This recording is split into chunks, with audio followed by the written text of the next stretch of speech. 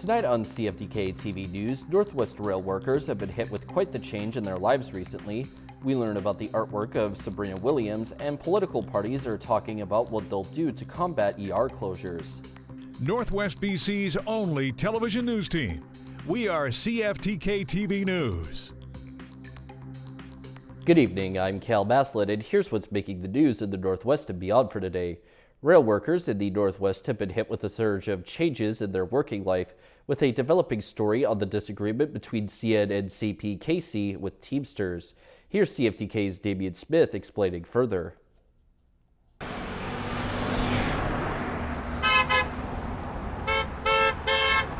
It's the news that's covering the headlines across the country and can especially affect residents in the Northwest. With lockouts issued officially on Thursday, Minister of Labour Stephen McKinnon issued a third-party arbitration for Teamsters and the CN and CPKC.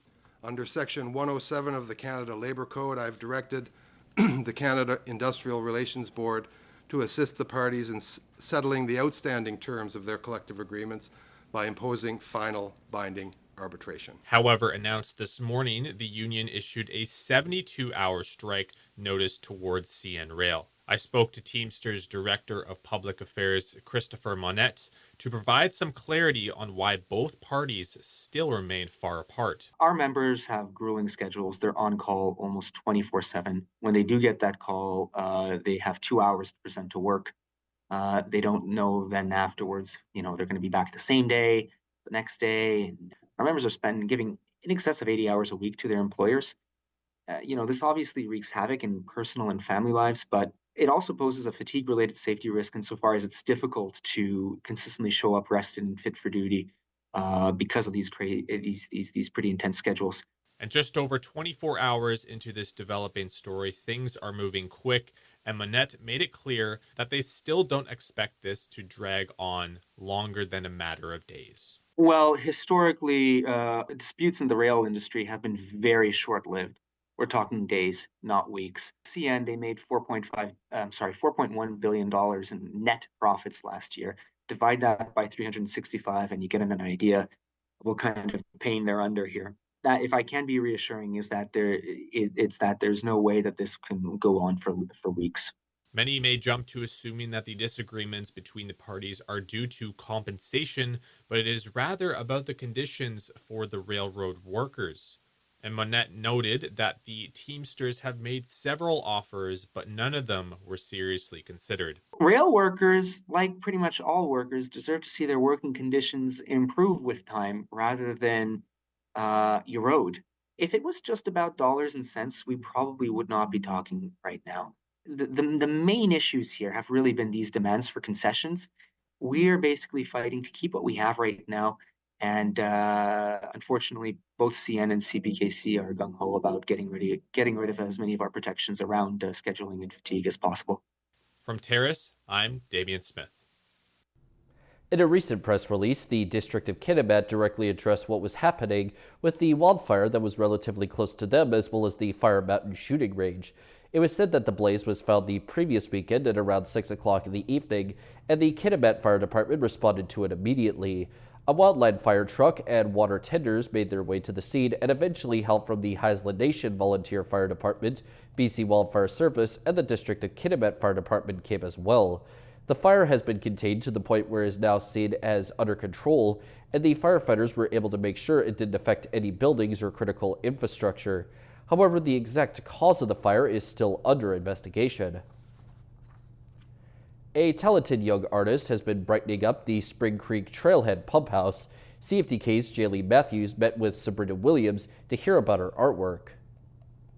Spring Creek is one of the most popular trailheads for local hikers and bikers to get up into the mountains.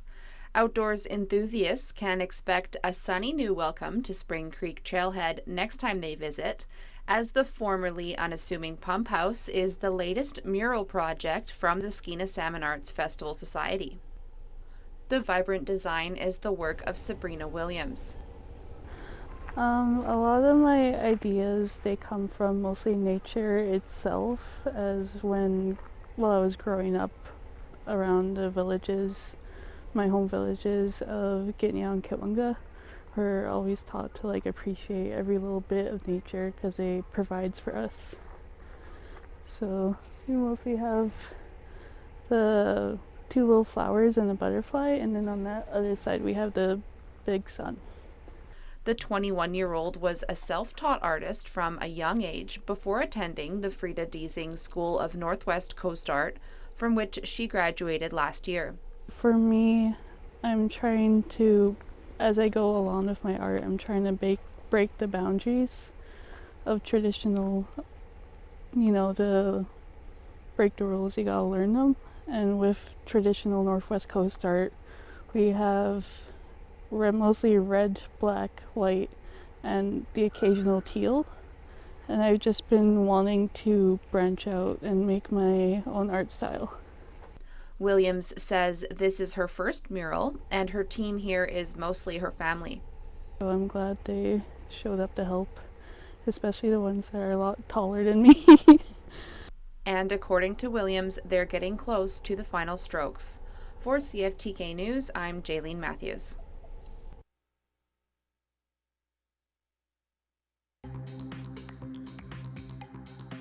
Coming up next, BC's opposition parties have chosen their latest target in their disparagement of the NDP. Welcome back. It's a crisis that shows few signs of relenting. Hospital emergency room closures have become a nearly daily occurrence in BC. So what are the major political parties vying for your vote this October planning on doing about it? August 11th, 100 Mile House was down. August 11th, Oliver was down. August 11th, Nakusp was down. Merritt's Mayor Mike Getz has kept a troubling tally of emergency room closures in Interior Health. Last month, there were 29 of them out of 31 days. August isn't looking any better. Merritt's ER is set to be closed Saturday, and Lilloette's is shut now through Friday. Complete house on fire, and nobody seems to be interested in putting it out and making sure these hospitals stay open. The crisis is affecting the whole province. Mission's ER was hit yesterday, and with primary care centers, including this one in Victoria, often booked up early and so many without a GP, the pressure on ERs is huge, creating massive waits if they're open. I really have to be dying to go into emerge, and I think a lot of people feel that way.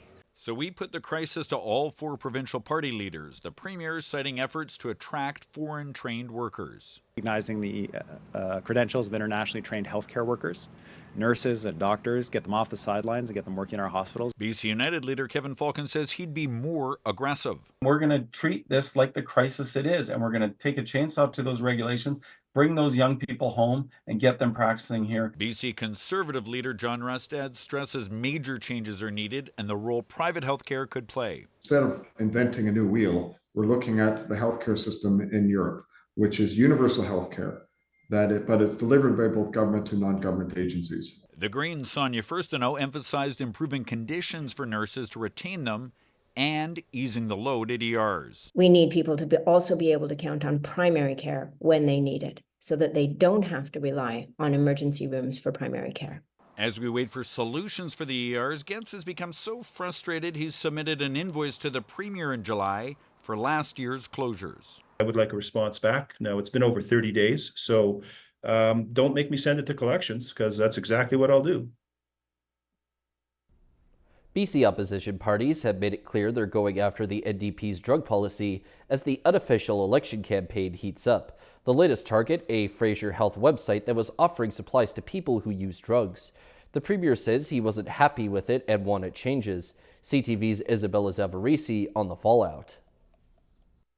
A website run by Fraser Health to help people access harm reduction supplies such as pipes to smoke drugs looks a lot different now. It was extremely bothersome to me just to hear that and to see this resource disappear. The province quietly removed most of the items from the online portal. A screen capture from August 15th shows what the site used to offer: glass smoking kits and screens. Now, there's only fentanyl test strips. I had a concern about the website. We asked Fraser Health to do a review of the site, and to ensure that the site emphasized a couple of things. The Premier says he wants the site to instead focus on treatment and prevention resources. One harm reduction advocate says what the site offered was important by helping create a connection with drug users who can be hard to reach, such as middle-aged men. We've had a very difficult time of figuring out how we can reach this group of people. Their substance use is highly risky when they're using alone. Fraser Health says it was directed by the province to redesign the website, which included a pause on offering some harm reduction supplies. BC Conservative MLA Eleanor Sturkle was critical of the site and calls the new changes dramatic. It's really surprising to see that in such a short period of time, we went from this service that was being offered to all of a sudden it being taken away.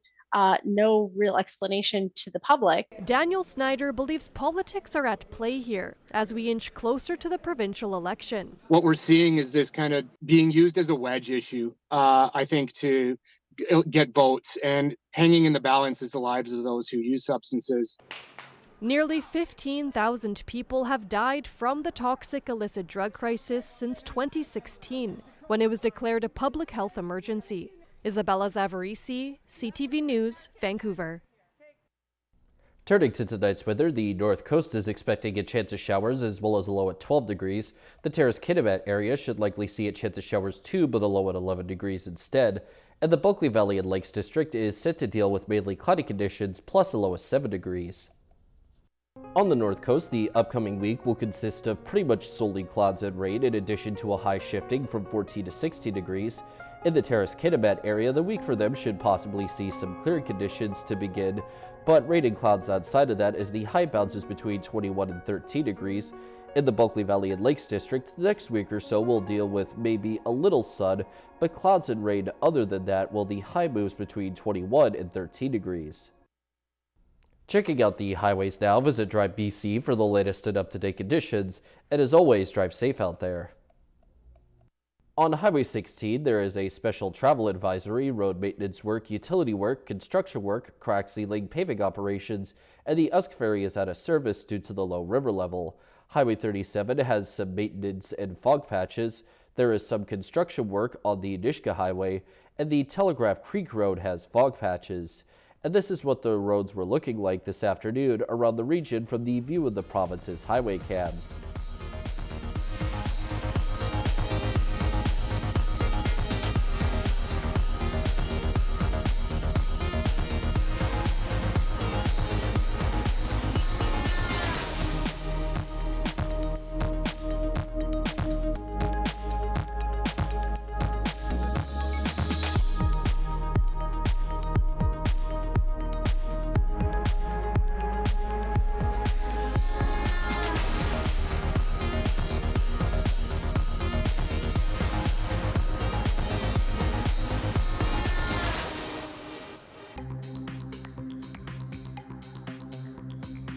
Still to come, a recently retired water bomber is now at its new home. Welcome back. The Hawaii Martin Mars water bomber has made its way to its retirement home in North Saanich. It arrived on the peninsula 11 days ago, flanked by the Canadian snowbirds and watched by thousands of people. But that was the easy part. CTV's Anna McMillan reports on the challenge of towing the massive plane to the BC Aviation Museum. In case it wasn't abundantly clear, the Mars goes here. And with that, the excitement level goes through the roof. Is it up there when my kids were born? It's pretty close. It's pretty close. After flying from Port Alberni last week, an epic 3-kilometer journey from the Coast Guard base in North Saanich to the BC Aviation Museum took hours last night. So then it was a matter of really clearing the obstacles, laying down steel plate, removing fences for the bomber to start moving. Bringing the Hawaii Martin Mars water bomber to its final resting place. There was points where, you know, from outside, people are watching us like, it's not going to work, it's not going to work. But it did, with the help of Nickel Brothers Moving Company, a huge trailer, and dozens of volunteers. So the pole would come down, the fence would come down, the plane would slide across, and then they would put it back up. until they parked it here. Yeah, definitely there's some relief. Now, we're not done the work yet. The 34,000 kilogram aircraft is being lowered onto cement pads over the next few days. I think this one trumps a lot of our projects for the amount of attention, because I think the bomber, well, I know the bombers had a great history in BC and especially on Vancouver Island. It was used as a patrol bomber in the Second World War, then a water bomber for firefighting after that. And everyone has a Mars story. It saved my house, saved my farm, it saved the city as it was coming in. The plan is to build a hangar for it in the years ahead. It'll be well taken care of. People can go see the outside of the Mars now, and come October, they'll be able to get in the cockpit. Anna McMillan, CTV News, North Saanich. Legendary musician Daryl Hall ended his Vancouver concert abruptly recently. Only a few songs into it, the rocker walked off the stage and just didn't come back. As CTV's St. John Alexander reports, his management team confirmed that the performer is in the midst of fighting COVID. At first, he seemed okay, standing tall, opening with one of his biggest hits, Man-Eater.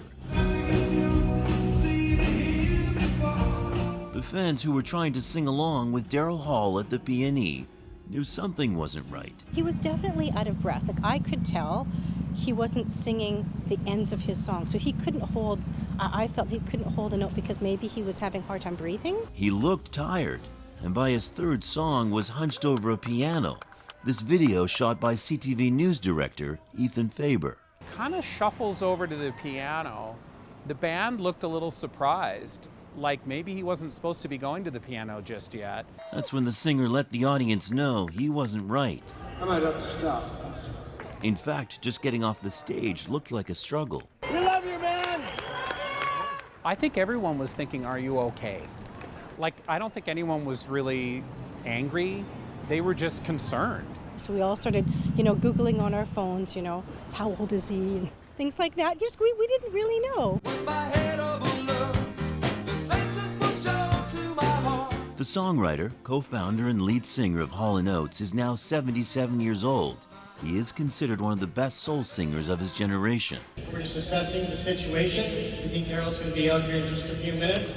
That's what organizers hoped anyway, but we now know Hall is fighting COVID and has canceled his next concert. He was not able to come back on stage. And we're very sorry for this inconvenience, but... The crowd that will receive a full refund was unquestionably supportive, wishing Hall well with their cheers, hoping too that when he's well, he'll come back. St. John Alexander, CTV News, Vancouver. It's summer vacation, and many homeowners are leaving their places empty while they travel, providing serious temptation for burglars. But now there's an online strategy that police say could help protect your home, involving a simple adjustment to Google Maps. ABC's Rebecca Jarvis explains. With break-ins occurring every 26 seconds in the U.S., accounting for nearly 1 million burglaries every year, this morning, an added tool in the arsenal to fight off would-be thieves, blurring your home on Google Maps. In terms of keeping your house safe and just having some more privacy, it's probably a really good idea to do this. Officer Ryan Railsback of the Riverside Police Department, where home invasions have been on the rise in recent months, even blurred his own home upon learning of the feature. It could be a good way for criminals to, kind of do some research in the neighborhoods that they plan on targeting. They're going to be able to see what, type of windows, what access points do they have from the front of the house. It showed one of my cars in the driveway, clear as day. It can also show criminals if you're lacking a security system, something that makes a home 300% more likely to be burglarized. To hide your home, first find your home on Google Maps. Next, go to the bottom right of the screen and click Report a Problem. Then click what you want blurred and hit Submit. Everything that you can do, all these little steps that you can take to eliminate or lessen the likelihood of them using your home as a target, the better it is. As for what else you can do to keep your house safe, display signage indicating what security you have, reinforce windows with window stops, and keep doors, cars, and windows locked at all times. And now we turn our attention to the stock markets. The Canadian dollar is up 0.4 cents. The price of gold is up $29.60. Oil is up $1.82. Natural gas is down 1 cent. Aluminum is down $7. In Toronto, the TSX is up 248.61 points. The Venture Index is up 6.76. In New York, the Dow Jones is up 462.30, and Nasdaq is up 258.44. Still ahead is a profile of a new music star who rose to prominence rather quickly. Welcome back. Chappell Roan is taking the world by storm and has more songs on this week's Billboard Hot 100 right now than Taylor Swift and Post Malone combined. But that sudden fame is taking its toll. CTV's Andrea Kay says more. You've heard of overnight success. Well, that's what many people are calling Chappell Roan. Her second release, called The Rise and Fall of a Midwest Princess, came out 11 months ago. Initially a sleeper hit, now her popularity has exploded. She says the album was 4 years in the making, and the fame which comes with her success appears to be too much. I don't give a if you think it's selfish of me to say no for a photo or for your time or for a hug. That's not normal. That's weird. If you could have anything, what would you want? As a teen, she first released songs on YouTube and got a record deal. Her first EP was released in 2017. It failed to perform and she was dropped from her label. Roan returned to her hometown, World, Missouri, worked in a donut shop, leaned into her queer identity, became an independent artist, and kept making music. Now posting on TikTok, she questions why fans would approach someone they don't know. Would you stalk her family? Would you follow her around? Her performances have gone from small venues to sets before thousands at festivals like Osheaga in Montreal. E-Talk's newest reporter and Virgin Radio host, Shannon Burns, interviewed Roan a few months ago. I think a lot of celebrities are scared to speak out in this way because of the backlash that we are seeing Chappell get just over the last few days, where people are saying that she's not appreciating her fans for helping her get to where she is right now. But I do think that just by having conversations like this and her bringing this up, it's really ushering in this new era of celebrity that I think needs to be talked about. As for the rising star, will fans take heed of her position? Only time will tell. Chappell Roan is currently on a European tour. Andrea Case, CTV News. A film company that had been denied a permit to film species at risk has been fined $25,000 for flying a drone too close to northern resident killer whales. A statement from Fisheries and Oceans Canada says Vancouver-based River Road Films pled guilty in July to unlawfully capturing footage by operating too close to a pod of whales engaged in beach rubbing on Vancouver Island in 2021. The department says beach rubbing is a unique quirk of the northern residents, which enter shallow waters near shore, then brush against smooth pebbles, in a behavior that's thought to help scrape off dead skin and strengthen family bonds.